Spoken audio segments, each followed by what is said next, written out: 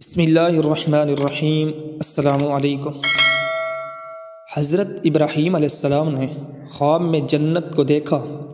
اس کا عرض آسمانوں اور زمینوں کے برابر ہے، اس کے درخت لا الہ الا اللہ اور اس کی شاخیں محمد الرسول اللہ، اس کے پھل سبحان اللہ والحمد للہ ہیں۔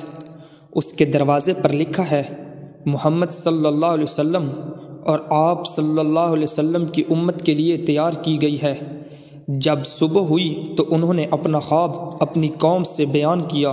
وہ پوچھنے لگے محمد صلی اللہ علیہ وسلم کون ہیں اور ان کی امت کون ہے؟ حضرت ابراہیم علیہ السلام نے فرمایا مجھے نہیں معلوم۔ ان کے پاس جبرائیل علیہ السلام آئے اور کہنے لگے اللہ تعالیٰ نے فرمایا ہے کہ محمد صلی اللہ علیہ وسلم میرے حبیب اور میرے برگزیدہ بندے ہیں۔